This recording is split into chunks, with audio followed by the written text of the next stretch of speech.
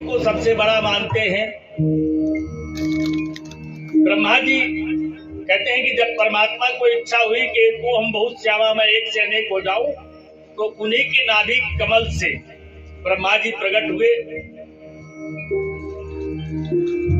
तो नारद जी जब ब्रह्मा जी को ध्यान में मग्न देखते हैं तो बड़े आश्चर्यचकित होते हैं, और जब ब्रह्मा जी ध्यान से उठते हैं तो कहते हैं कि पिताश्री, हमको तो ऐसा मालूम होता है कि आप ही सब कुछ है, सबसे बड़े, सबसे श्रेष्ठ, सबसे महान आप ही हैं, लेकिन आप किसका ध्यान कर रहे हैं? तो ब्रह्मा जी ने कहा कि यही तो भगवान की माया है। ये तो भगवान की अनेक विभूतियां हैं। ये क्या है? हमारी कामनाओं की पूर्ति। अब जैसे किसी को विद्या की जरूरत है तो सरस्वती माता का पूजन करता है, धन की जरूरत होता है लक्ष्मी माता का पूजन करता है, शक्ति की जरूरत है दुर्गा माता के पूजन करता है, शनि महाराज से परेशान तो हनुमान जी की आराधना करता है, धन के लिए कुबेर जी की आराधना करता है। गीता में इस बात को भगवान कृष्ण ने बड़ा अच्छी तरह से समझाया है। भगवान कहते हैं कि ये सब मेरे ही रूप हैं,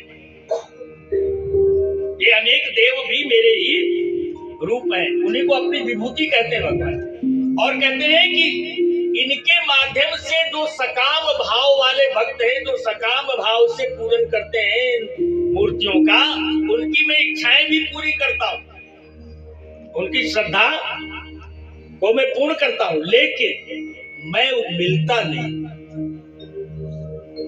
आपकी इच्छा पूर्ति हो जाएगी लेकिन भगवान नहीं मिलेंगे।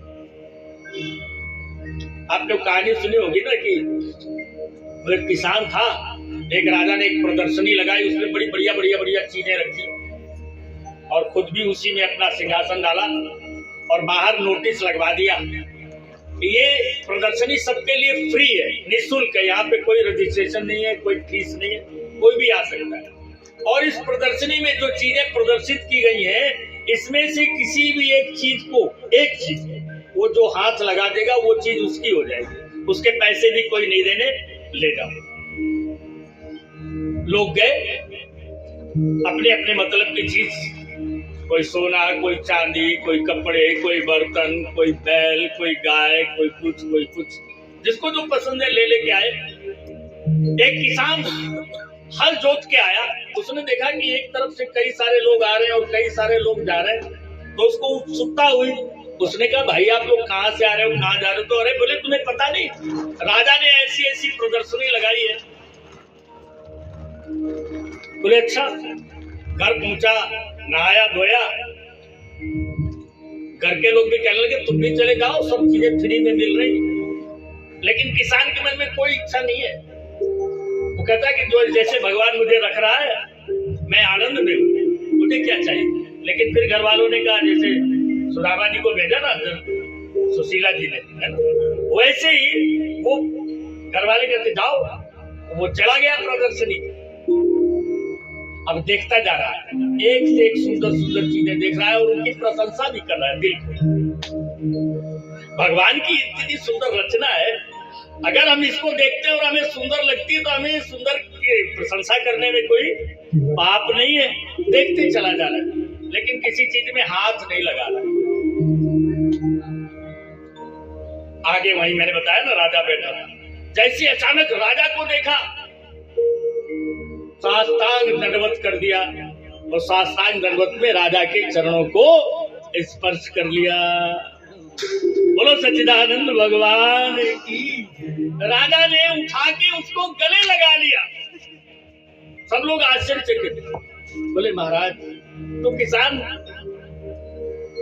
बोले कि मैंने तुमको गले इसलिए लगा लिया कि अब ये सारा कुछ तुम्हारा है, ये सारी प्रदर्शनी में जो भी कुछ है ये सब तुम्हारा है। बोले वो कैसे? कहा बाहर नोटिस यही तो लगा है कि जो जिस चीज को हाथ लगाएगा वो उसकी हो जाएगी। अब तुमने राजा को हाथ लगा दिया तो जो राजा का है वो तुम्हारा अपने आप ही हो गया। ये है छोटा सा उदाहरण, लेकिन बड़ा ही विचारणीय। हम छोटी छोटी चीजों में हाथ लगा रहे हैं। और ये प्रदर्शनी लगी है, हम देख देख के घर जा रहे हैं। इसका जो मालिक है, इसका जो स्वामी है, इसका जो राजा है, क्यों ना उसी को हाथ लगा लो।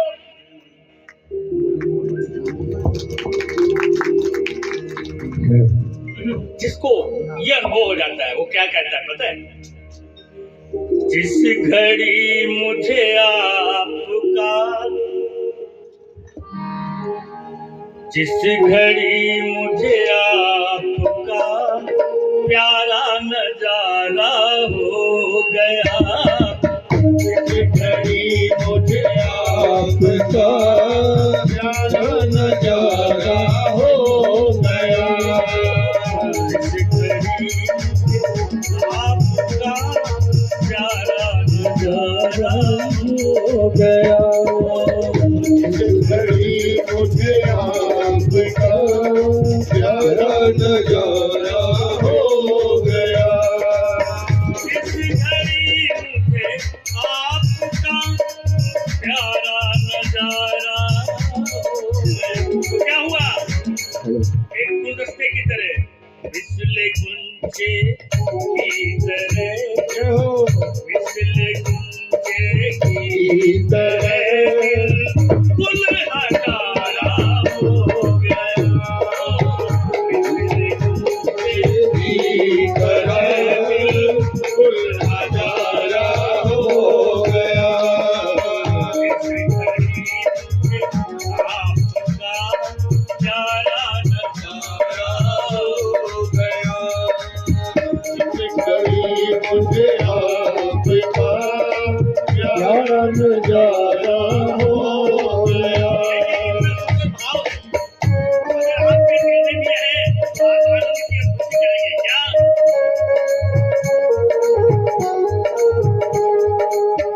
आपकी महफिल में ही आके मुझे छाई खुशी, आपकी महफिल में ही आके मुझे छाई खुशी,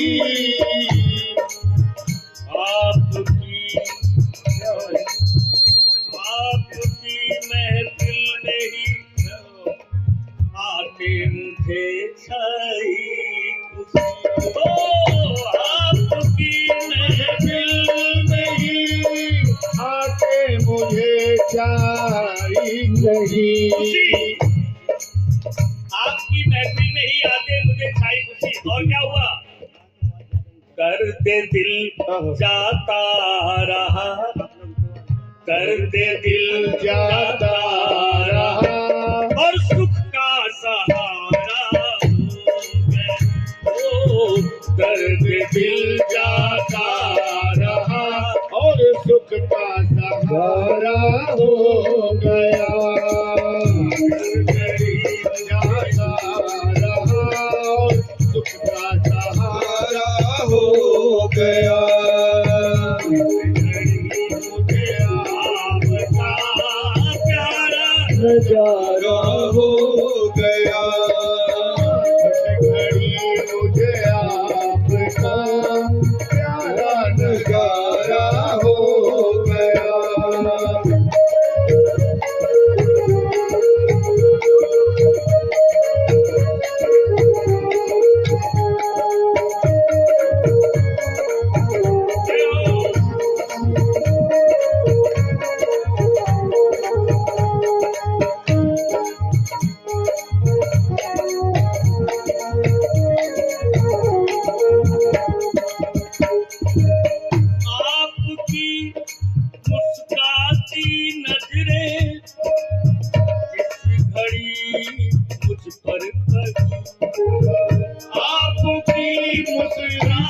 की नजरें इस घड़ी मुझे पे पड़ी, आपकी मुस्काती नजरें इस घड़ी मुझे पे पड़ी, तब से तुम मेरे हुए, तब से तुम मेरे हुए, मैं तुम्हारा हो गया, तब से तुम मेरे हुए, मैं तुम तुम्हारा हो गया, जब से तुम मेरे हुए मैं तुम्हारा हो गया। घड़ी मुझे आपका प्यारा नजारा हो गया, इस घड़ी मुझे आपका प्यारा नजारा हो गया।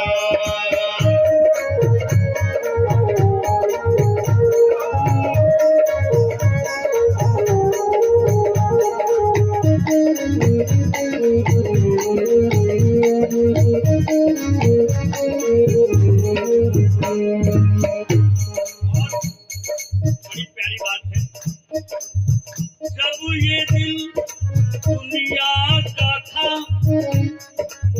दुश्मन हजारों बन गए। जब ये दिल दुनिया का था, दुश्मन हजारों बन गए। जब ये दिल दुनिया का था, दुश्मन हजारों बन गए। जब से दिल तुमको दिया, जब से दिल तुमको दिया, दुनिया का प्यारा हो गया। जब से दिल तुमको दिया, दुनिया का प्यारा हो गया। जब से दिल तुमको दिया, दुनिया का प्यारा हो गया।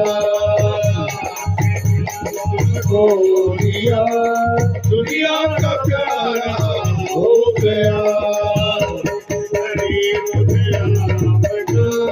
प्यारा नजारा हो गया, इस घड़ी मुझे आपका प्यारा नजारा हो गया। इसलिए कुल हजारा हो गया, घड़ी मुझे आपका प्यारा नजारा हो गया।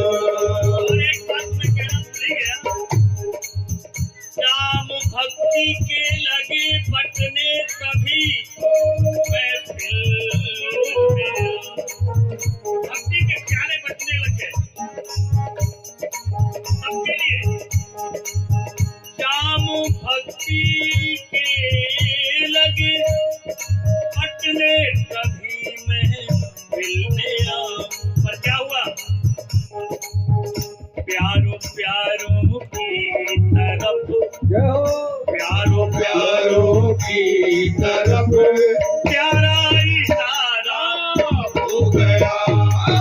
प्यारों प्यारों की तरफ प्यारा इशारा हो गया। प्यारों प्यारों की तरफ प्यारा इशारा हो गया। प्यारों प्यारों की तरफ प्यारा इशारा हो गया। इस घड़ी मुझे आपका प्यारा नजारा हो गया।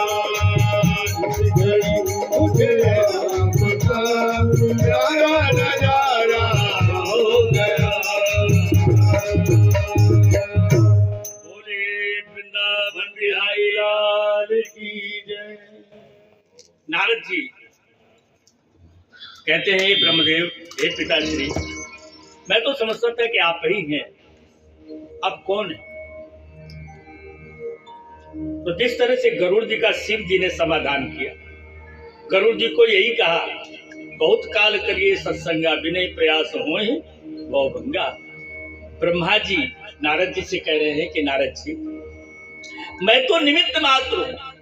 तुम्हें पता है, जब मैं प्रकट हुआ भगवान के नाभि कमल से, तो चारों तरफ जल ही जल था, कहीं कुछ नहीं दिख रहा, कुछ नहीं दिख रहा। मुझे ही समझ में नहीं आया कि मैं किस लिए आया हूं।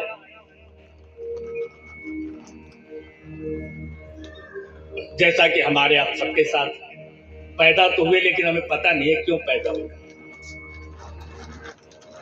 जब तक कोई हमें जना न दे, बता न दे, चाहे वो हमारे पिता बता दें, माँ बता दे, गुरु बता दें, संत बता दें कि तुम्हारे जीवन का ये लक्ष्य है, तुम मनुष्य हो, तो बोले एक आकाशवाणी हुई, तब करो। हमने आपने अभी बिजली चली गई थी तो हमने आपने थोड़ा बहुत तप किया कि नहीं किया? बोलो सच्चिदानंद भगवान की। मतलब जो सुविधाएं हैं उन सुविधाओं के अभाव में भी अपने कार्य को न छोड़ना, ये तप है। अपने लक्ष्य पे अडिग रहना, कष्ट होते हुए भी तो अपनी इंद्रियों का संयम करना। ब्रह्मा जी कहते हैं कि मैंने तप किया, तब भगवान ने मुझे सृष्टि के विस्तार का आदेश दिया। लेकिन मैं कैसे विस्तार करूं, कहां से शुरू करूं, किस तरह से इस सृष्टि का निर्माण करूं, ये बहुत बड़ा प्रश्न मेरे अंदर पैदा हुआ। तो फिर मैंने भगवान से प्रार्थना की, तो भगवान ने मुझे मेरे अंदर ही 4 श्लोकों में सारे रहस्य को समझा दिया। ये 4 श्लोक हैं जिनको कहा जाता है चतुश्लोकी भागवत। मूल भागवत है ये। यही 4 श्लोक नारद जी ने व्यास जी को सुनाए थे, जिनको सुनकर और उनके आशय को समझाने के लिए उन्होंने इस महापुराण की रचना की। आइए उन 4 श्लोकों को सुने और उस पर थोड़ा सा चिंतन करें। अहमेवा समेवाग्रे नान्यद यद सद सत परम पश्चादहं यदेतच्च यो शिष्येत स्वस्म्यहम् ऋतेऽर्थं यत् प्रतीयेत न प्रतीयेत चात्मनि तद विद्यादात्मनो मायां यथा भासो यथा यथा महान्ति भूतानि भूतेषु चवातेष्वनु प्रविष्टानि तथा तेषु न तेष्वहम् एतावदेव जिज्ञास्यम् तत्त्वजिज्ञासुनात्मनः अन्वय व्यतिरेकाभ्याम यत् स्यात् सर्वत्र सर्वदा। ये 4 श्लोक हैं, ये हमारे चिंतन के लिए। आप इन 4 लोगों का विशेष रूप से मलमास में या कभी भी आप कष्ट में हो, परेशानी में हो, इन 4 श्लोकों का पाठ करें। एक अद्भुत ऊर्जा, एक अद्भुत कृपा की आप अनुभूति करें। इनमें भगवान क्या कहते हैं? अहम एव समेवाग्रे, मैं ही सबसे पहले था।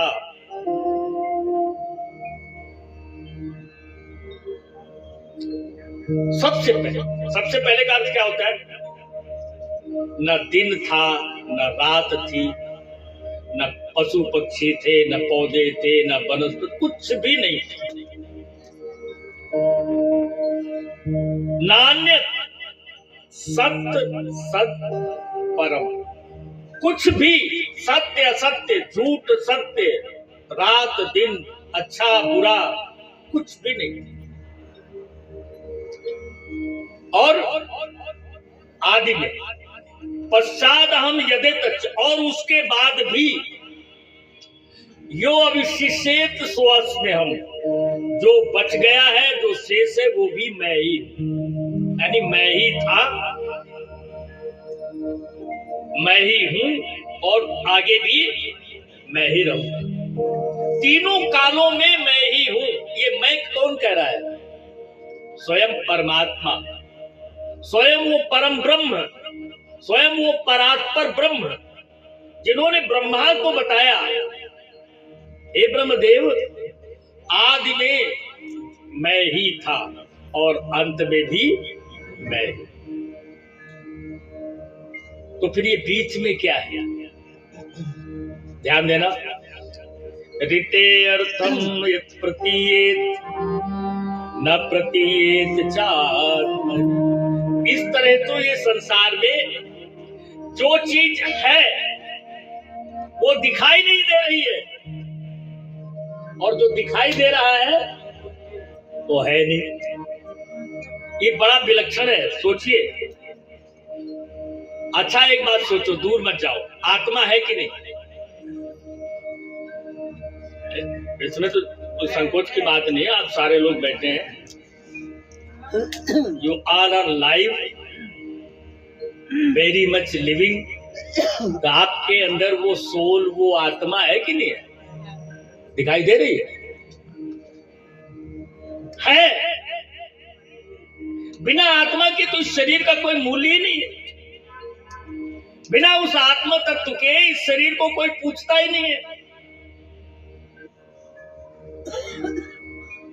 वो ममय वहां से जीवलोके जीवभूत सनातना, वो कौन है? हमने कल भी ये चौपाई में रामायण में भी लिखा है, ईश्वर अंश जीव अविनाशी। आत्मा मरेगी नहीं, अभी पहले भी बात हो चुकी, अविनाशी है, ये परमात्मा का अंश है। जिस तरह से परमात्मा काल से परे है, इसी तरह आत्मा भी, क्योंकि वो वही है, उससे अलग नहीं है। और रामायण में भी गोस्वामी जी ने लिख दिया, उसका गुण धर्म बता दिया, क्योंकि बहुत सारी चीजों को हम संसार में उनके गुणों से, उनके लक्षणों से पहचानते हैं, ठीक है ना? तो आत्मा के गुण लक्षण क्या है? चेतन, अमल, सहज, सुख, राशि। एक तो उसका गुण है चेतन। अब ये बताओ, ये शरीर जड़ है कि चेतन? जड़ है, हम सब लोगों को पता है, क्योंकि उसके बाद तो ये अपने आप शमशान भी नहीं जा सकता।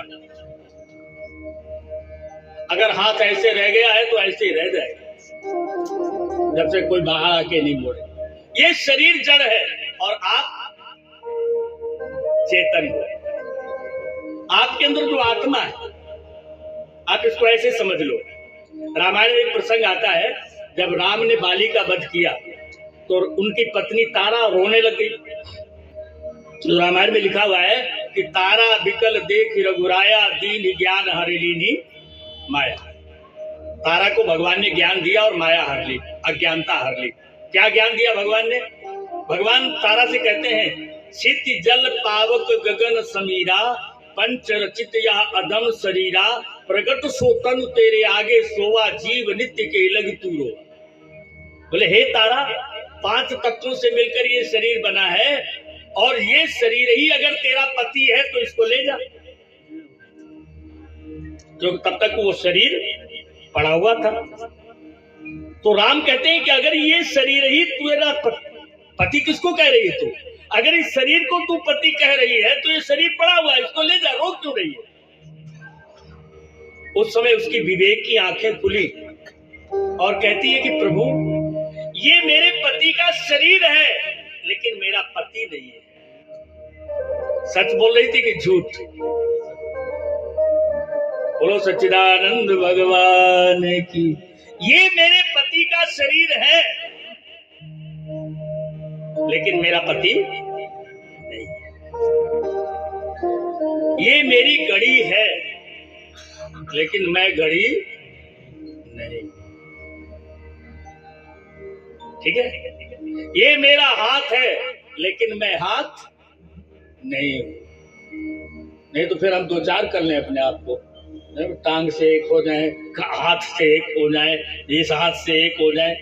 हाथ मेरा है, मैं हाथ नहीं हूं। पांव मेरा है, मैं पांव नहीं हूं। सिर मेरा है, मैं सिर। मैं कौन? अभी आप बाजार किसके साथ घूमने जाते हो?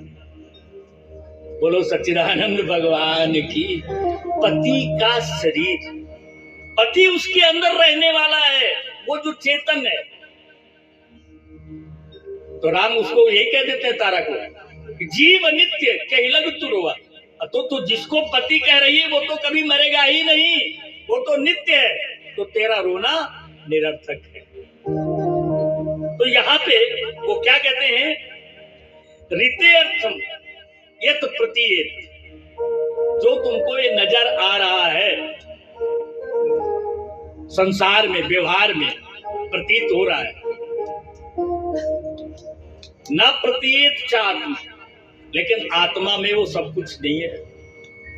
आत्मा चेतन है, आत्मा जड़ है, वो नजर नहीं आ रही है। और ये जो कुछ हमको आपको दिख रहा है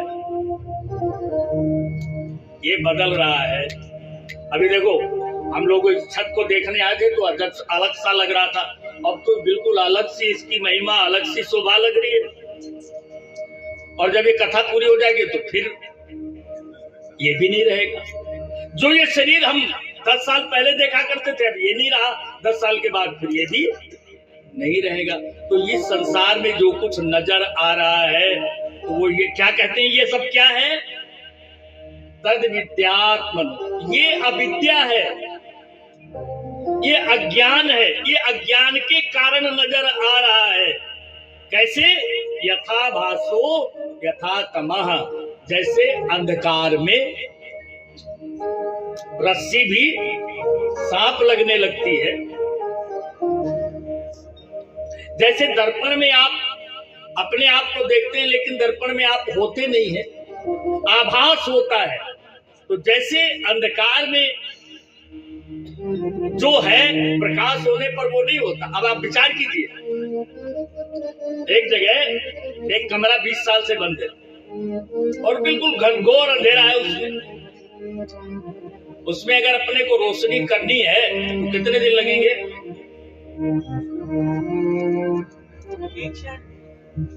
एक क्षण लगेगा। लाइटर जला दो, माचिस जला दो, बिजली का बल्ब जला दो, है ना। अब सोचने की बात है, जो इतना घनघोर अंधेरा इतने दिनों से भरा हुआ था, आपके जरा सा प्रकाश करते ही वो अंधेरा कहां गया? कहां गया? दीवालों में घुस गया, वहां जो फर्नीचर था उनके नीचे चला गया, कहां गया? इसका अर्थ क्या हुआ? अंधेरे की कोई सत्ता नहीं है, प्रकाश का ना होना ही अंधेरा है। जैसे हम आप यहाँ बैठे हैं, हम लोग स्कूल में जाते थे, है ना, तो स्कूल में अटेंडेंस लगती थी, नाम ले लेके फलाने तो कहता था हाजिर, दूसरे का नाम लिया, यस सर, यस मैडम बोलते थे ना। और कोई एक बच्चा नहीं आया तो कोई ये भी बोलता था गैर हाजिर। कौन बोलेगा? क्योंकि जो गैर हाजिर है वो तो है ही नहीं, उसका ना होना ही गैर हाजिर होना है, प्रकाश का ना होना ही अंधकार है, ज्ञान का ना होना ही अज्ञान है। तो वो कहते हैं कि ये अंधकार की तरह, जिस तरह से अंधकार में जो चीजें आपको नजर आ रही हैं, प्रकाश होने पर वो नहीं होता, इसी तरह वो जो आत्म तत्व है वो तो आपको नजर नहीं आ रहा, लेकिन जब ज्ञान होगा तो अच्छा। एक बात और सोचो, जब आप गहरी नींद में, गहरी आपको पता रहता है कि आप स्त्री हैं या पुरुष, पढ़े लिखे हैं या अनपढ़, गरीब हैं या अमीर, बिस्तर पे है कि फर्श पे, रहता है कुछ पता नहीं ना। और जब आंख खुलती है तो जो सपने में देखते वो नहीं रहता, तो जो सपने में देखा वो जगने पे नहीं है, जो जगने में देखा वो सपने में नहीं है, और जब गहरी नींद में है तो कुछ भी नहीं है। यहां जो अज्ञान में हम देख रहे हैं ये नहीं है, और हम थोड़ा बहुत पढ़ करके, लिख करके, सुन के सोचते हैं ये ज्ञान हो गया। मैं एक चीज कहना चाहता हूं, ये जितनी भी दुनिया की किताबें हैं, धर्म ग्रंथ हैं, ये हमको सूचना देते हैं, ज्ञान नहीं देते। आप इनसे इंफॉर्मेशन प्राप्त करते हैं, नॉलेज नहीं। दोनों में डिफरेंस है, इंफॉर्मेशन में और नॉलेज में, ज्ञान में और सूचना में। धर्म ग्रंथ आपको सूचनाएं दे सकते हैं लेकिन ज्ञान नहीं दे सकते। उसके लिए तो सद्गुरु ही चाहिए। Nothing is holier and higher than the knowledge which comes to the soul and transmitted by a spiritual master. A spiritual master is the person who is competent to transform that power unto you. सद्गुरु हो सकता है जो उस अंधकार को दूर भग, यही तो गुरु की परिभाषा है। गुरु की परिभाषा क्या है? गु माने अंधकार, रू माने प्रकाश। जो अंधकार को हटा करके प्रकाश में ले आए उसका नाम ही है। वो हम अपने जीवन में जाने। फिर भगवान ने और समझाया, कहते हैं यथा महांति भूतानि भूतेषु चावचेष्वनु प्रविष्टान्य प्रविष्टानि तथा तेषु न तेष्वहम्। जिस तरह से मिट्टी और घड़े का उदाहरण ले लीजिए।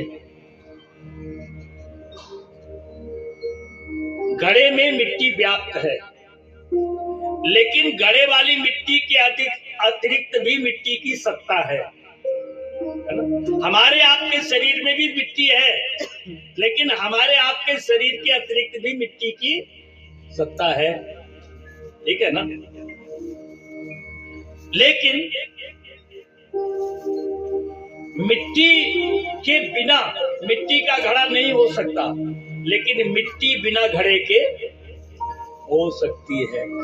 तो भगवान ने समझाया, जैसे ये पंच महाभूत इन सारे प्राणियों में पदार्थों में व्याप्त हैं, वही पांचों तत्व चित्त जल पावक गगन समीरा, उनको हम पंच महाभूत बोलते हैं।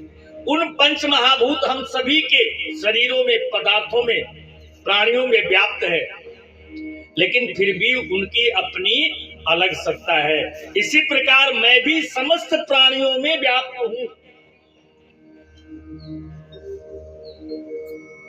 अगली बात हमको समझ जाना चाहिए, वो सब में व्याप्त है, फिर भी उनकी अपनी एक सत्ता है। उनकी मतलब जब ये सब नहीं रहेगा तो भी वो रहेंगे, जब ये सब है तो भी है। ये पंच महाभूत समस्त प्राणियों में है, और अगर ये चीजें नहीं रहेंगी तो भी ये पंच महाभूत रहेंगे। फिर ये पंच महाभूत जिस परम तत्व में विलीन होंगे वो कहते हैं वो मैं हूं। और इस सत्य को कैसे जानेंगे? एतावदेव जिज्ञासम तत्व जिज्ञासुनात्मनः अन्वय व्यतिरेकाभ्याम यत् स्यात् सर्वत्र सर्वदा। जो जिज्ञासु हैं, तत्व जिज्ञासु, जैसे किसी व्यक्ति को सोने का ज्ञान हो जाए, सोना, गोल्ड, स्वर्ण, तो कोई भी आभूषण ले आओ, कंगन ले आओ, चैन ले आओ, रिंग ले आओ, कुछ भी ले आओ, वो पहचान लेता है कि ये सोना है। वो रूप और नाम में नहीं अटकता। एक पंडित जी थे, बड़े गरीब थे, ऐसी परेशानी में आ गए कि घर में खाने को कुछ नहीं था। तो उनके पास पूजा के लिए गणेश जी थे, उनका वाहन था चूहा, और दोनों सोने के थे। बोलो सच्चिदानंद भगवान की। किसी ने सलाह दी, पंडित जी इतनी तकलीफ क्यों उठा रहे हो, इन दोनों चीजों को बेच लो किसी सोनार के यहाँ, पैसे मिल जाएंगे, काफी सोना है, तो उससे तुम अपना परेशानी भी दूर कर लो, और भगवान की ही तो स्थापना करना है, पत्थर की मूर्तियां स्थापित कर लो,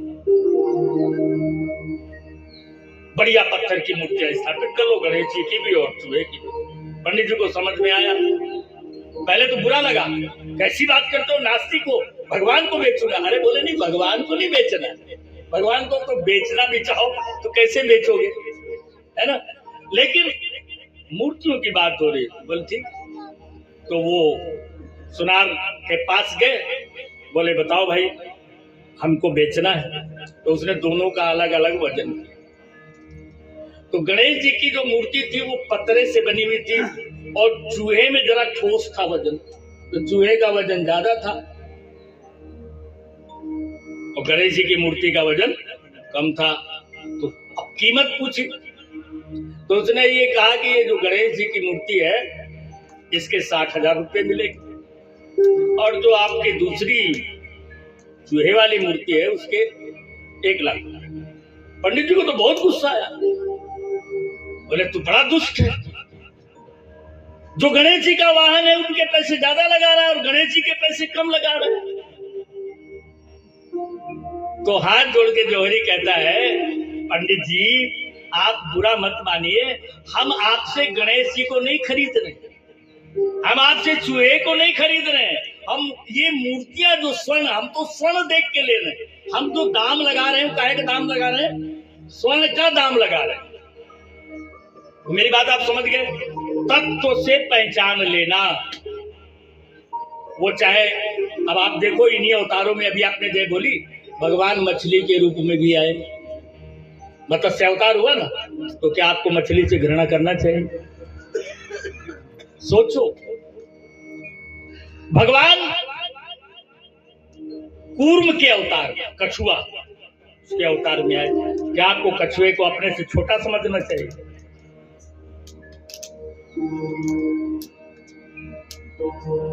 भगवान नरसिंह रूप में आए, आधा पशु का शरीर आधा मनुष्य का शरीर।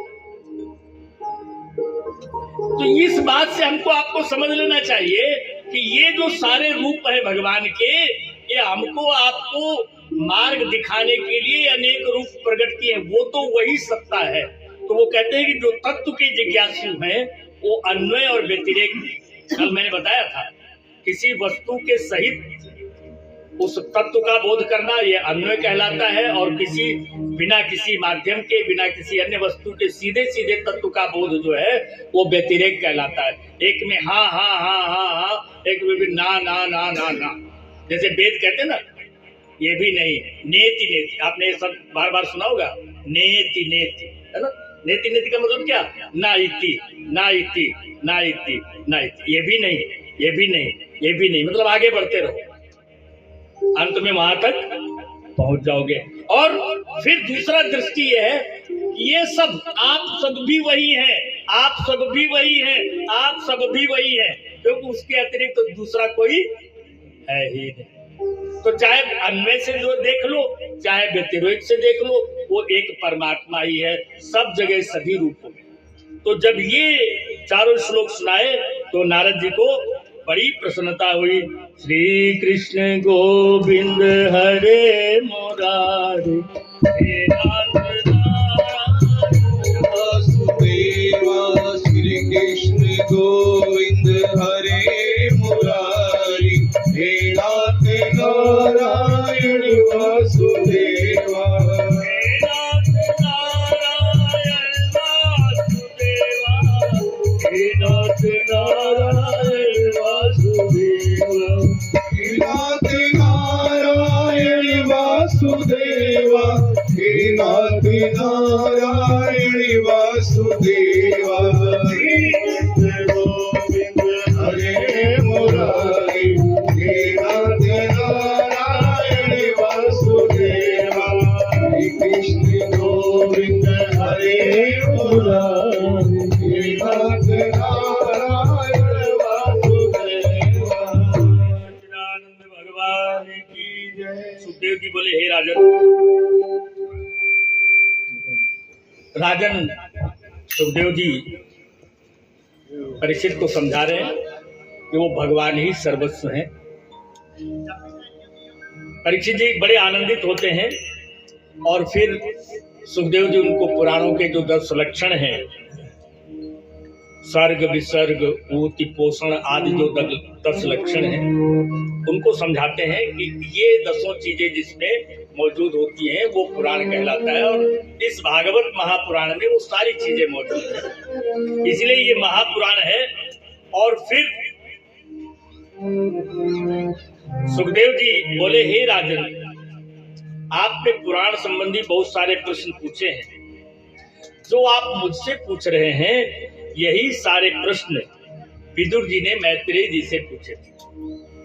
जब विदुर जी का नाम आया तो परीक्षित के लिए कोई नया नाम नहीं था, क्योंकि वो बचपन से ही अपने बाबाओं से, पांडवों से विदुर का नाम सुनते थे। और विदुर, ध्यान देना सज्जनों, विदुर साधारण व्यक्ति नहीं थे। विदुर नीति आदि भी बहुत प्रसिद्ध है। विदुर जी दासी पुत्र थे। पांडु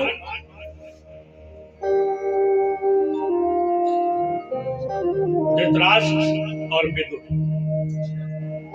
ये कभी मौका मिलेगा तो वो कहानी अलग से बताएंगे, लेकिन मैं यहाँ संक्षेप में बताना चाहता हूँ कि जब व्यास जी ने अपनी दैवीय शक्ति से, दिव्य शक्ति से रानियों को पुत्र दान किए, तो उन्होंने यही कहा था कि रानियां जो हैं, मैं तो ध्यान में समाधि में रहूंगा, जो नारियां हैं, जो पत्नियां हैं, वो जो सत्यवती की बहुएं हैं, वो सामने से निर्वस्त्र होकर गुजरे।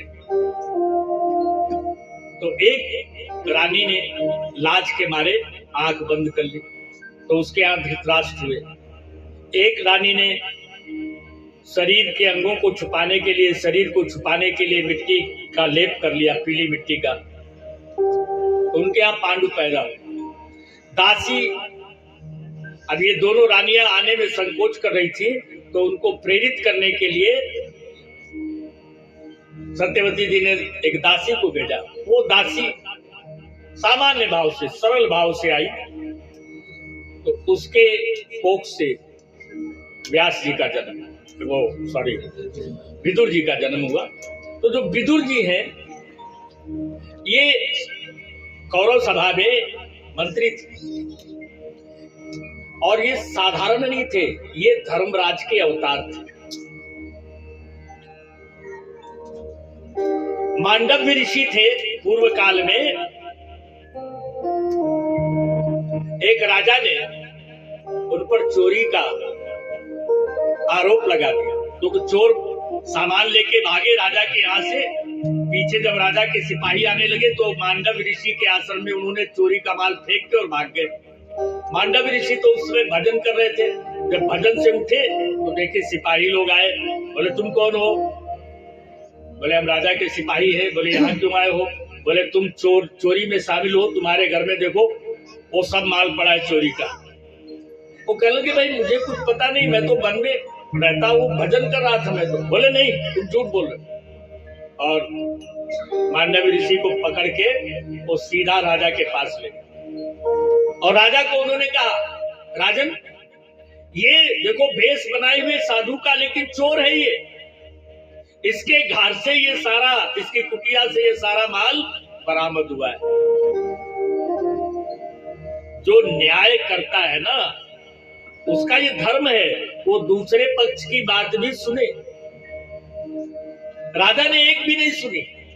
मांडव्य ऋषि कहना चाहते थे, लेकिन उसने कहा कि इनको सूली पे लटका दो। तो जब उनको सूली पे लटकाने लगे, वो तो सिद्ध योगी थे, उन्होंने अपने प्राण चढ़ा लिए। अब उनका कोई भी फंदा उनको फिट ही नहीं हो।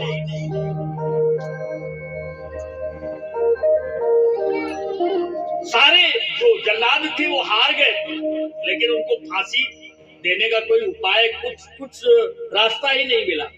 तो जब राजा को जाके बताया तो राजा घबरा गया। राजा जान गया ये सचमुच में कोई सिद्ध संत है, हमसे बहुत बड़ा अपराध हुआ। उसने आकर के चरणों में गिर करके माफी मांगी, प्रभु हमसे बहुत अपराध हुआ, हमें क्षमा कर दीजिए। मांडव्य ऋषि को नीचे उतारा। मांडव्य ऋषि ने कहा तुम्हारी कोई गलती नहीं, ये ऐसा होना था, ये काल की प्रेरणा थी, लेकिन वो काल को किसने प्रेरित किया, मैं तो उसके पास जा रहा हूं। और मांडव्य ऋषि सीधे यमराज के पास पहुंच गए, धर्मराज के पास, और बोले भाई मैंने कौन सा अपराध किया था, कौन सी गलती की थी कि हमें ये दंड, ये अपमान। तो उन्होंने उनका बही खाता देखा। बोले आपने कई जन्मों से पहले एक तितली के पंख में कांटा चुभाया था। एक तितली के पंख में कांटा चुभाया था, उसके परिणाम स्वरूप तो महर्षि को बड़ा गुस्सा आया। बोले उस समय मेरी उम्र कितनी थी? बोले 12 वर्ष से नीचे थे। तो कहा ये तो शास्त्रों में लिखा हुआ है कि अबोध बालक पे इस तरह का अभियोग नहीं लगाया जा सकता। उसने जानबूझ के नहीं किया। हाँ, अगर गलती ही मानते हो तो छोटा मोटा दंड दे देते, लेकिन आपने इतना बड़ा दंड दिया। और उन्होंने, पांडव ऋषि ने तुरंत उनको श्राप दिया, जाओ दासी पुत्र के रूप में तुम धरती लोक में जाओ, तब तुमको न्याय की और अन्याय की और वो सारी बातें समझ में आएगी। तो विदुर वो थे, आ तो गए थे वो विदुर के शरीर में दासी पुत्र के रूप में, लेकिन अंदर से तो वही थे, उनके संस्कार तो वही थे। इसलिए वो न्याय पे चले, धर्म पर चले। वो कभी भी भयभीत नहीं हुए, कभी भी वो कौरवों की नीति से खुश नहीं हुए। जब भगवान श्री कृष्ण शांति दूत बन के आए तो दुर्योधन ने तुमको बंदी बनाने का भी प्रयास किया, लेकिन विदुर इसके पक्ष में नहीं थे। और विदुर सदैव पांडवों के न्याय की बात करते थे। इसलिए एक दिन दुर्योधन ने कहा कि तू नमक हमारा खाता है और बात पांडवों की करता, निकल जा। उसी दिन से उन्होंने उस सभा का परित्याग कर दिया था। और आपको पता ही होगा कि जब भगवान हस्तिनापुर में गए तो दुर्योधन के निमंत्रण को ठुकरा दिया और विदुर के घर में जाके विदुरानी के हाथ से केले के छिलके खाए। बोले भक्त वत्सल भगवान की। तो ये जो विदुर महाराज है, ये तो तीर्थों में चले गए थे। जब एक बार वो तीर्थाटन कर रहे थे हरिद्वार में, और उधर भगवान के पास से उद्धव जी आए, तो दोनों की मुलाकात हुई। भक्त जब भक्त से मिलता है, कहते 4 मिले 64 खिले, 20 मिले कर जोड़, और प्रेमी से प्रेमी मिले तो गिरे 7 करोड़। रोमांचित हो जाते हैं। भगवान का भक्त विदुर भी 1 नंबर के भक्त हैं और उद्धव भी 1 नंबर के भक्त हैं। दोनों भक्त जब एक दूसरे को मिले अत्यंत आनंदित हो गए। विदुर उद्धव से कहते हैं कि मुझे भगवान की कुछ बाल लीलाएं सुनाओ। उन्होंने बड़ी बाल लीलाएं सुनाई, लेकिन जब विदुर को यह ज्ञात हुआ कि भगवान अपना कार्य पूरा करके अपने धाम को चले गए हैं, तो विदुर भी बहुत दुखी हुए। उद्धव जी ने कहा कि मेरे को तो प्रभु ने यही निर्देश दिया है कि आप हिमालय में भजन करो, जहां नर नारायण ने तप किया तो मैं तो वहीं जा रहा हूं। तो बोले मुझे बहुत कुछ जानने की इच्छा है। तो भगवान ने उनके लिए एक संदेश छोड़ा था। बोलिए सच्चिदानंद भगवान की जय। वो लोग बड़े भाग्यशाली हैं जो भगवान को याद करते हैं, और सच्चाई ये है कि वो परम सौभाग्यशाली है जिनको भगवान याद करते हैं। विदुर उन परम सौभाग्यशालियों में से एक है। कहते कि उद्धव जी ने पूछा था कि प्रभु आपके तो अनेकों अवतार होते, धरती पे आप आते रहते हैं, भोजन किसके किसके यहाँ का आपको बढ़िया लगा, किस किस अवतार में? तो भगवान कहते हैं कि देखो, राम अवतार में सबरी के बेर और कृष्ण अवतार में विदुरानी के छिलके। बोलो सच्चिदानंद भगवान की। काजू बादाम नहीं, छिलके। हम सोचे, हम विचार करें, हम भगवान को किन चीजों से प्रसन्न करना चाहते हैं, जबकि ये सारे उदाहरण हमारे सामने हैं। भगवान कहते हैं भाव का भूखा हूं मैं और भाव ही एक सार है। भाव से मुझको भजे तो भव से बेड़ा पार। भाव का भूखा हूं मैं और भाव ही एक सार है। भाव से मुझको भजे तो उसका बेड़ा पार है।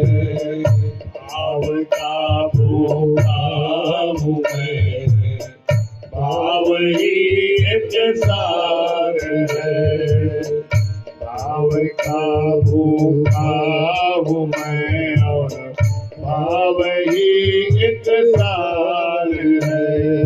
भगवान क्या कहते हैं? भाव बिन सर्वस्व भी दे, मैं कभी लेता नहीं। भाव बिन सर्वस्व दे, मैं कभी लेता नहीं। भाव कितना भगवान कहते सब कुछ दे दो, मुझे नहीं चाहिए। भाव बिन सर्वस्व दे दे, मैं कभी लेता नहीं।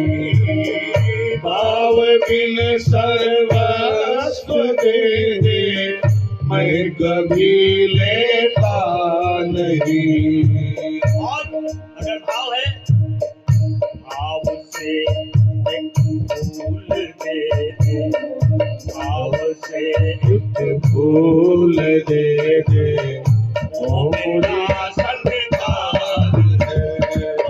भाव से एक फूल दे दे, वो मेरा सत्कार है।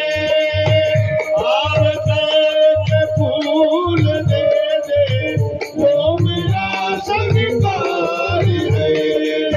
भाव का भूखा हूँ मैं, भाव ही सत्कार है।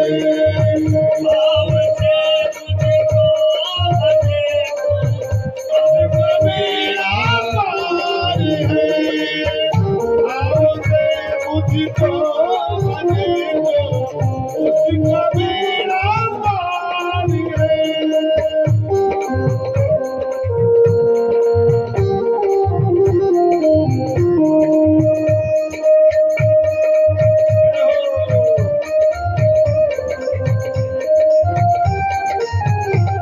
और भगवान क्या कहते हैं? अन्न धन और वस्त्र भूषण कुछ न मुझको चाहिए। अन्न धन और वस्त्र भूषण मुझको कुछ न चाहिए। भगवान क्या चाहते हैं? आप हो जाओ मेरे, आप हो जाओ मेरे, ये मेरा सत्कार है। ओ आप हो जाओ मेरे, यही सत्कार है।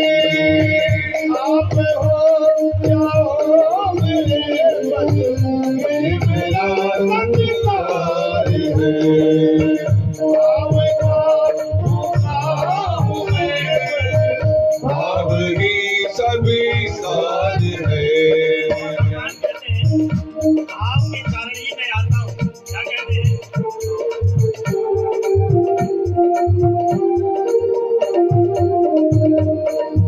भाव बिन कोई पुकारे, मैं कभी आता नहीं।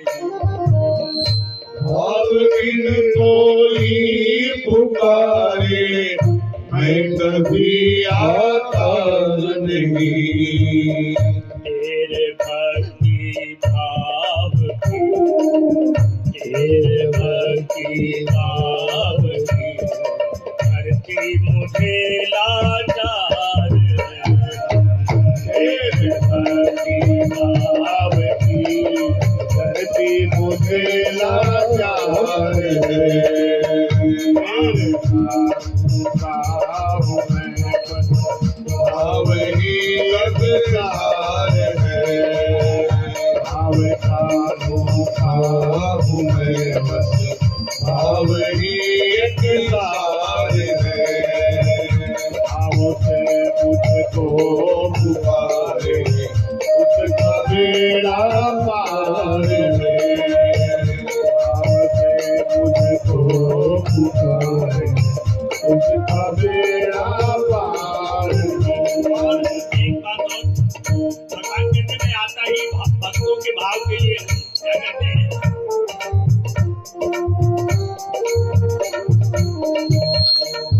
बांध ले लेते भक्त मुझको भाव की जंजीर में। भाग लेते भक्त मुझको भाव की जंजीर में। बांध लेते भक्त मुझको भाव की जंजीर में। भाग लेते भक्त मुझको भाव की जंजीर में।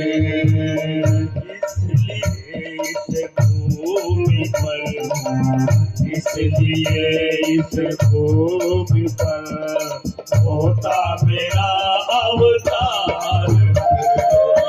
इसलिए इस भूमि पर होता मेरा अवतार है।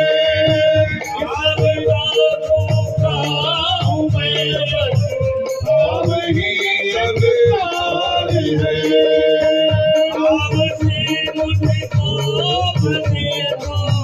उसका बेड़ा पार है। भाव से मुझको भजे उसका बेड़ा पार है।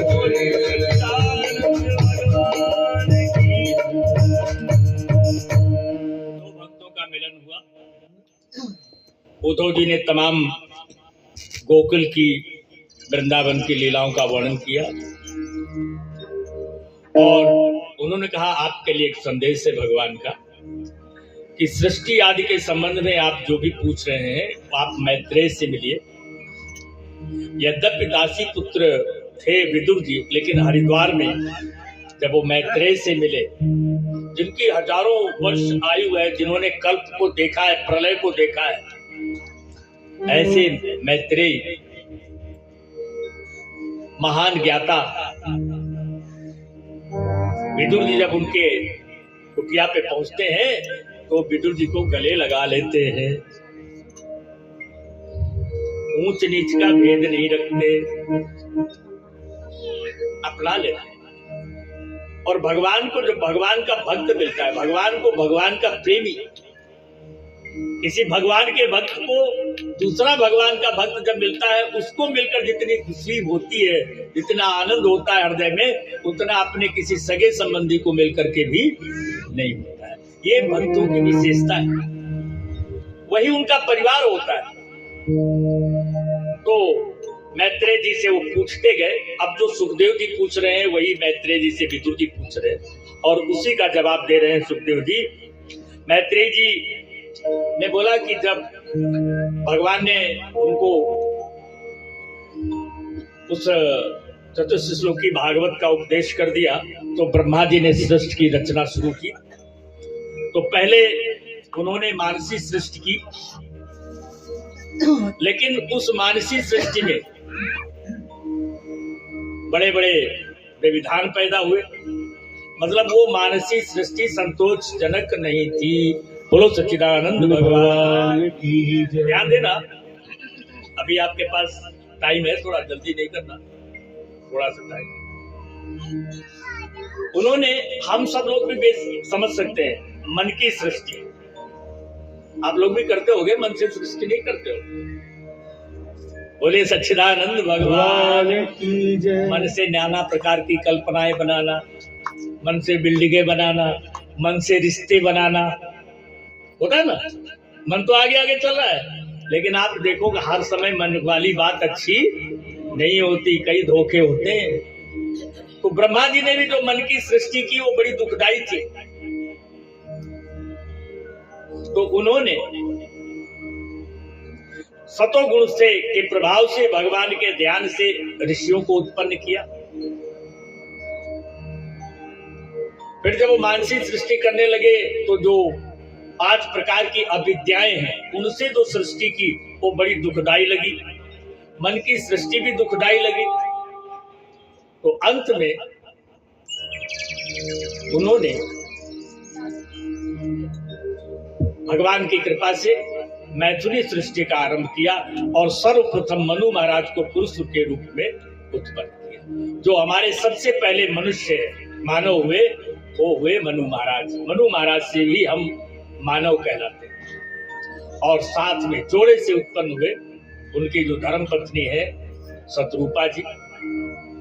तो जब दोनों उत्पन्न होने के बाद ब्रह्मा जी के पास गए और बोले, पिताजी आपने मुझे किस लिए उत्पन्न किया है, हमारा कर्तव्य क्या है, हमें क्या करना है। तो उन्होंने कहा कि हे पुत्र, उस परम प्रभु की इच्छा है कि सृष्टि का विस्तार हो, तो अब आप ये जो मानवीय सृष्टि है स्त्री पुरुष के संयोग से, आप इस तरह से इस सृष्टि के विस्तार में हमारा सहयोग करें। तो उन्होंने कहा ठीक है, हम सहयोग करेंगे, लेकिन पिताजी समस्या एक है। बोले क्या है? बोले चारों तरफ तो जल ही जल है, पृथ्वी तो है नहीं।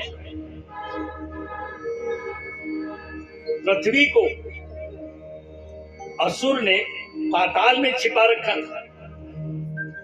ब्रह्मा जी चिंतित हो गए। ब्रह्मा जी बोले अब क्या करें? ब्रह्मा जी ध्यान करने लगे, प्रभु से प्रार्थना करने लगे। प्रार्थना एक ऐसा माध्यम है जो सबसे तेज है, लाइट की स्पीड से भी तेज है, लेकिन सही जगह से निकलना चाहिए।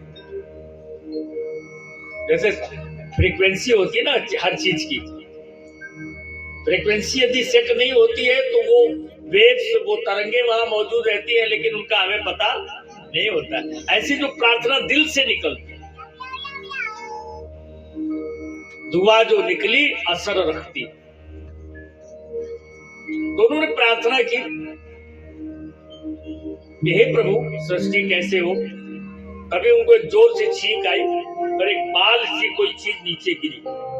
देखते देखते वो विशाल होने लगी,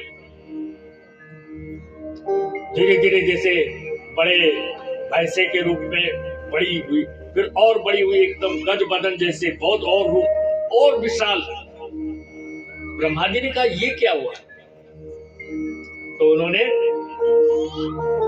विचार किया, अपनी दृष्टि दौड़ाई, ये और कोई नहीं है, स्वयं नारायण ही है, भगवान ही है, जो इस धरती को पुनः स्थापित करने के लिए आए हैं। और वो कूद पड़े।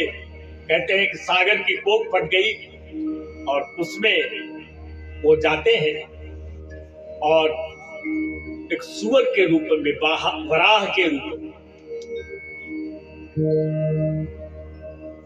वो रूप बना के, क्योंकि धरती को दाढ़ों पे धारण करके पाताल से ला रहा है। तो जैसी आवश्यकता थी उसके अनुरूप भगवान ने अपना रूप धारण किया और वाराह के रूप में पृथ्वी को लेके ऊपर आ रहे। लेकिन तब देखते हैं कि ये वहां पे हिरण्याक्ष जो असुर था वो भगवान से युद्ध करने लग गया। तो सबसे पहले वो बड़ी देर तक युद्ध करता, लेकिन भगवान ने उसकी तरफ ध्यान नहीं दिया। पहले धरती को स्थिर किया और फिर उस असुर का वध किया। तो जब ये कथा सुनाई तो परीक्षित जी को संतोष नहीं हुआ। बोले गुरुदेव, इस कथा को हम थोड़ा विस्तार से सुनना चाहेंगे। ये हिरण्याक्ष था कौन और किस तरह से भगवान ने इसको मारा? तब उन्होंने सुनाया। बोले सच्चिदानंद भगवान की जय। बोले कि आप लोग सुनिए, एक बार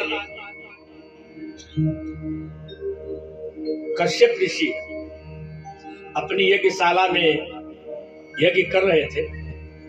संध्या काल, त्रिकाल संध्या करते थे। तो शाम की संध्या, संध्या का मतलब है गोधूली की बेला, दिन और रात के मध्य का समय, उसमें यज्ञ कर रहे थे।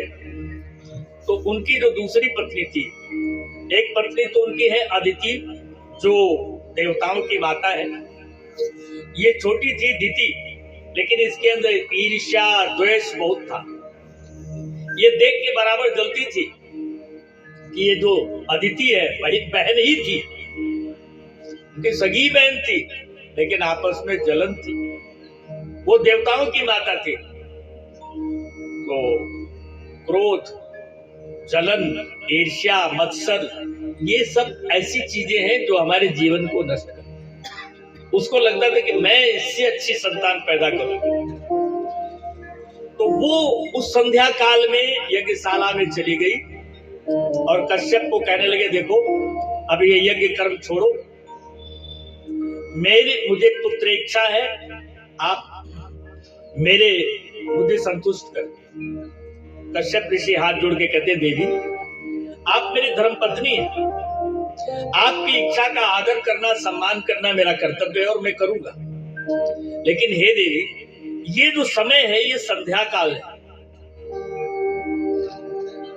हमारे शास्त्र इस काल को बहुत ही पवित्र काल कहते हैं, जो आराधना के लिए, ध्यान के लिए, पूजा के लिए है। और आप ये क्या कह रहे हैं? तो उन्होंने कहा मैं नहीं जानती। तो उन्होंने कहा एक दूसरी बात भी कहना चाहता हूं। भगवान शिव इस समय अपने अनुचरों के साथ, गणों के साथ संध्या की वेला में भ्रमण करने निकलते। तो इस समय अगर हम भोगों में व्यस्त होंगे तो ये तो बहुत अपमानजनक है। हमारा तो है ही भगवान भोलेनाथ का अपमान। इसलिए हे देवी आप जिद न करो, मैं आपकी इच्छा अवश्य पूर्ण करूंगा। लेकिन कहते हैं कि ये जो काम अग्नि है, इसका वेग इस अग्नि से भी अधिक होता है। वो नहीं मानी और जबरदस्ती कश्यप जी का हाथ पकड़ के ले गई। उसके पश्चात एक आवेश होता है। जैसे आप देखते हैं ना समुद्र में लहरें आती है, तो काम का भी एक आवेश है। दोनों के मिलन के बाद वो आवेश उतर गया। कश्यप ऋषि तो पुनः अपनी यज्ञशाला में आए, स्नान आदि किया और जो पूजा उनकी रह गई थी उस पूजा में लग गए। जब उसके ऊपर से उस काम का ज्वर उतरा अदिति के ऊपर से, तो उसको पश्चाताप होने लगा, उसको दुख होने लगा। मैंने इतनी जिद क्यों की, मैंने अपनी पति की बात क्यों नहीं मानी? क्या वो कहीं भाग थोड़ी रहे थे? और सचमुच में मैंने तो भोलेनाथ का अपमान कर दिया। मैंने तो जो नियम थे शास्त्र, उनका भी उल्लंघन कर दिया। अब उसको ग्लानि होने लगी, दुख होने लगा, पश्चाताप होने लगा।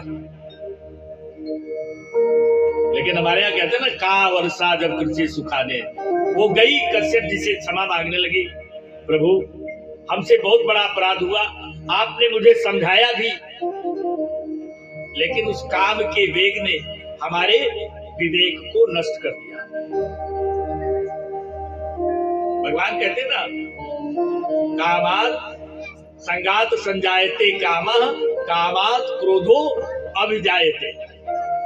संग करने से काम की उत्पत्ति होती है, काम से क्रोध की उत्पत्ति होती है, क्रोध से विवेक का नाश होता है और विवेक नष्ट होने से व्यक्ति का ही नाश हो जाता है। तो अब ऐसी स्थिति में तो कश्यप जी ने कहा कि देवी अब उस पर चिंता करने का कोई लाभ नहीं है। हाँ, अब तुमने जो ये जिद करके किया है, इसका परिणाम सुन लो। तुम्हारी कोख से 2 पुत्र होंगे और वो पुत्र इतने बली होंगे, इतने भयंकर होंगे, सारी धरती उनसे थर थर थर थर कांपेगी, इतने बलवान होंगे। माता एक अद्भुत शब्द है सज्जनों, माँ। माँ का हृदय, माँ के हृदय में जो कोमलता है, जो भाव है, वो वंदनीय है। इसके लिए तो भगवान भी झुकते हैं। ये जो माँ का स्वरूप है, ये अद्भुत स्वरूप। माँ, कोई माँ ये नहीं चाहेगी कि मेरा बेटा गुंडा बने, बदमाश बने, लफंगा बने। नहीं, दिति ने जब सुना तो और दुखी हो गई, असुर जन्म लेंगे। तब कश्यप जी ने उनको शांत किया एक कह करके, लेकिन एक अच्छी बात भी है। बोले क्या है? तो बोले उनका उद्धार स्वयं नारायण अपने हाथों से करेंगे। तुम्हारे पुत्रों के उद्धार के लिए नारायण का अवतार होगा। तब उनको तसल्ली हुई कि मेरे बच्चों का उद्धार होगा। ये जो कथा है वो ब्रह्मा जी ने देवताओं को सुनाई थी। कहते कि जब दिति ने गर्भ धारण किया तो भय के मारे कि मेरे बच्चों का कोई अनिष्ट न हो जाए, 100 वर्ष तक उसने गर्भ में ही रखा और उसका तेज इतना बढ़ गया कि देवलोक में भी अंधकार होने लग गया। सब लोगों ने ब्रह्मा जी से पूछा कि ये क्या हुआ। तब फिर ब्रह्मा जी ने बताया, घबराओ मत, ये सब लीलाधारी की लीला है। बोले वो कैसी है? तब उन्होंने सनकादिक मुनियों के बैकुंठ गमन का प्रसंग सुनाया। ये जो चारों सनकादिक मुनि हैं जिनकी कथा आपने सुनी थी परसों, जिन्होंने नारद जी को भागवत सुनाई, वो एक बार उनके चारों भाइयों के मन में आए कि चलो बैकुंठनाथ से उनके यहाँ उनके लोक में जाके मिलते हैं। तो जब उनके लोक में पहुंचे, 6 दरवाजे पार कर गए, 6 ड्योढ़ियां पार कर गई। 7वें ड्योढ़ी पे पहुंचे, वहां पे 2 पहरेदार खड़े हैं, जय और विजय। उन्होंने देखा कि बालक आ रहे छोटे, तो डांट के भगाया। बोले ये खेलने की जगह नहीं, अरे ये बैकुंठ है, बैकुंठ। यहाँ हजारों हजार वर्ष तप करके भी लोग इस योग्य नहीं बन पाते कि इस धाम में प्रवेश कर सके, और तुम लोग खेलते कूदते इसमें जाना चाहते हो, चलो भाग जाओ। उन्होंने कहा कि हम बैकुंठनाथ का दर्शन करने आए हैं, हमें और कुछ नहीं चाहिए। क्या चाहिए? दर्शन चाहिए।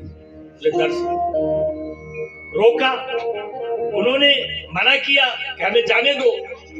बातचीत हुई, उन्होंने जबरदस्ती रोका तो चारों मुनियों को क्रोध आ गया और उन्होंने श्राप दे दिया। बैकुंठ में तुम्हारे अंदर कुंठा, ये तो बैकुंठ है, यहाँ तो किसी प्रकार का छोटा बड़ा ऊंच नीच होना ही नहीं चाहिए। तुमको किसने पहरेदार बना? तुम तो बैकुंठ के योग्य ही नहीं हो। तो उनको श्राप दिया, 3 बार धरती पर असुर के रूप में जन्म लेने का श्राप दिया। जब ये कोलाहल हुआ तो बैकुंठनाथ भी आ गए और सारा कुछ उन्होंने देखा। सब तो उनकी इच्छा से ही हो रहा था।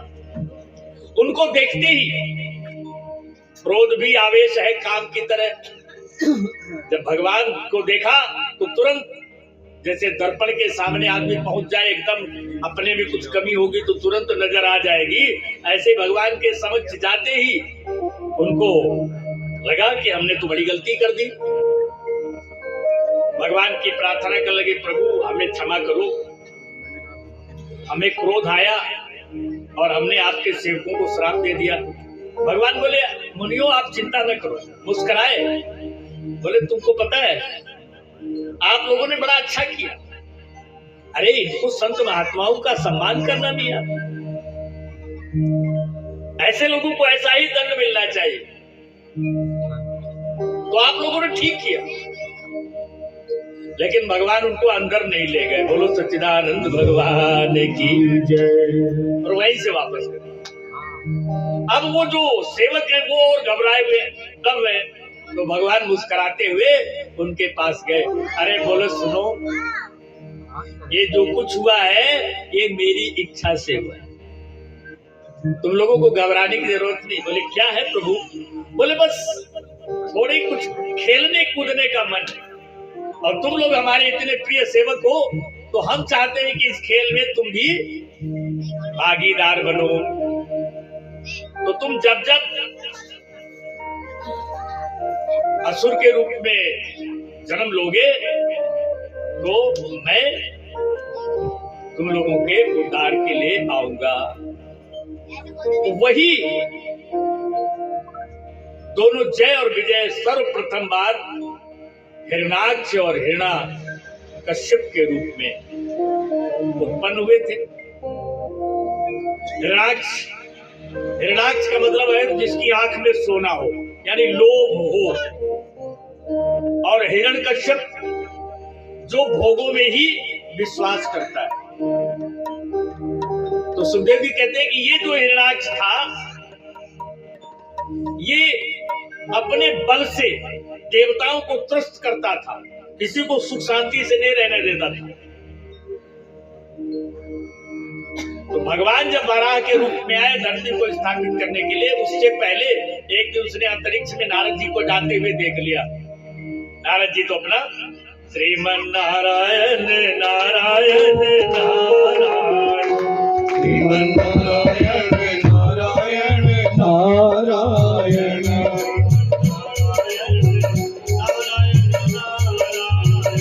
श्रीमन नारायण नारायण नारायण।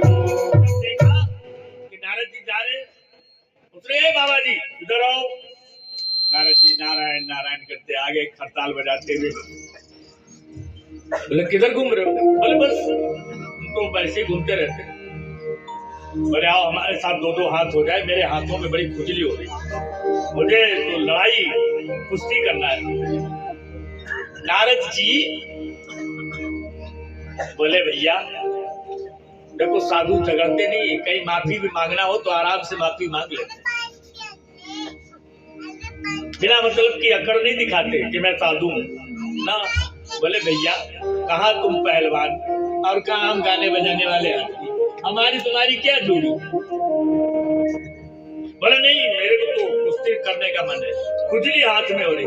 तो भगवान ने कहा हाँ, तो वो नारद जी ने कहा हाँ उसमें मैं आपकी मदद कर सकता हूँ। बोले क्या मदद कर सकते? बोले एक ऐसा पहलवान बता देता हूँ जिसके साथ युद्ध करने के बाद दोबारा कभी खुजली होगी, है परमानेंटली खुजली का इलाज। बोले वो कौन है पहलवान? बोले वो देखो। बारह भगवान धरती को लेके दारों पे चले आ रहे हैं। वो अपनी गदा से भगवान के साथ छेड़छाड़ करने लग गया। सारे देवता आकाश में आ गए, देख रहे हैं कि क्या हो रहा है, कैसे हो रहा है। सब देवता प्रार्थना कर रहे, प्रभु ये बड़ा दुष्ट है, इसका जल्दी निपटान करो। लेकिन भगवान भी लीलाधारी है, खेल कर रहे हैं, घबराया है। भगवान जब धरती को स्थापित कर लेते हैं तब वो भगवान के साथ युद्ध करता है। बड़ी देर तक युद्ध, भगवान तो खेल रहे हैं जैसे चूहा और बिल्ली, कभी देखा आपने खेल? खेलती है वैसे ही भगवान उसको खिला रहे हैं। और अंत में भगवान के एक ही प्रहार से उसका उद्धार हो जाता है। प्रेम से बोले बारह भगवान की जय। तो इस तरह से भगवान बारह का अवतार उद्धार होता है। तो भगवान जो है अपने भक्तों का इस प्रकार से उद्धार करते हैं। इस प्रकार का जो है प्रसंग सुनाया। अब सुखदेव जी के प्रसंग को सुनकर परीक्षित जी बहुत ही आनंदित होते हैं और कहते हैं गुरुदेव अब तो मेरे मन में वो जो मनु महाराज हैं जो प्रथम मनुष्य हुए और शत्रुपा, उनके वंश में कौन कौन हुआ उनके कथा को जरा विस्तार से कहिए, क्योंकि ऐसे महापुरुष जो स्वयं ब्रह्मा के द्वारा उत्पन्न है तो उनकी संतान भी तो ऐसे होगी। तो उन्होंने कहा कि मनु महाराज के परिवार में 5 मुख्य संतानें हुई।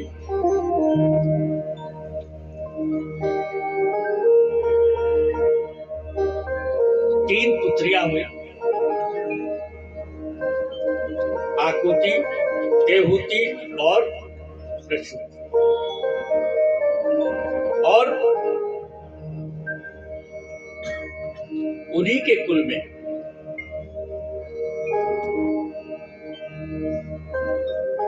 आगे चल करके ध्रुव का जन्म हुआ। तो उस कथा को हम कल चर्चा करेंगे। अब एक छोटे से भजन के साथ में आज की कथा का विश्राम लेंगे। और एक बात है, चूंकि हमें पता लगा कि भाई कई माताएं बहनें अड़ोस पड़ोस से आती है, हम वैसे भी कोशिश करेंगे। बोले सच्चिदानंद भगवान की जय।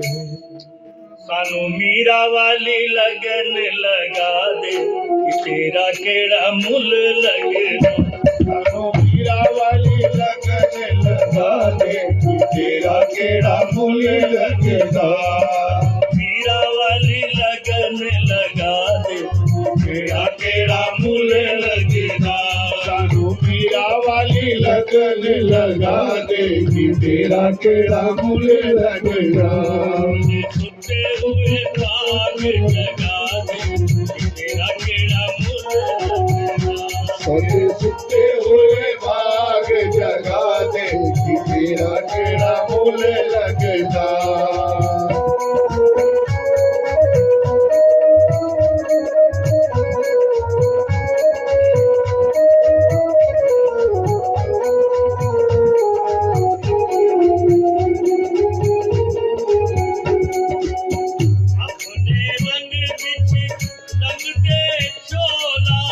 अपने रंग विच रंग दे चोला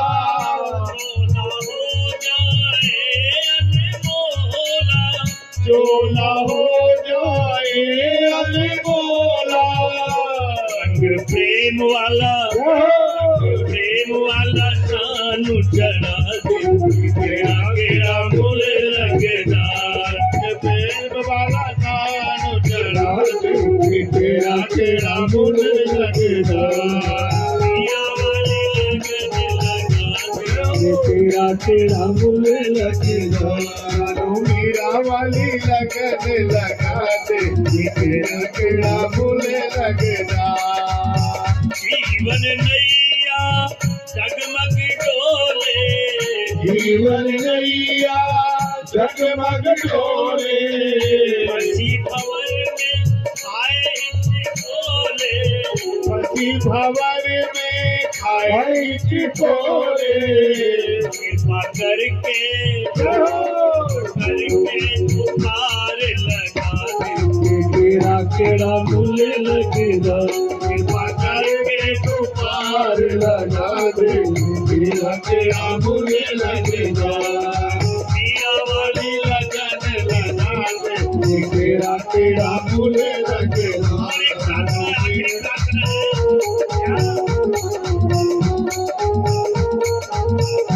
लगन लगा दे तो कबहू न टूटे लगन लगा दे तो कबहू न छूटे लगा दे तो कबहू न टूटे लगन लगा दे तो कबहू न छूटे मिट जाए सब झगड़े झूठे राम वाली खैरात सानू पा दे तेरा केड़ा मुल लगदा राम वाली खैरात सानू पा दे तेरा केड़ा मुल लगदा लगन लगा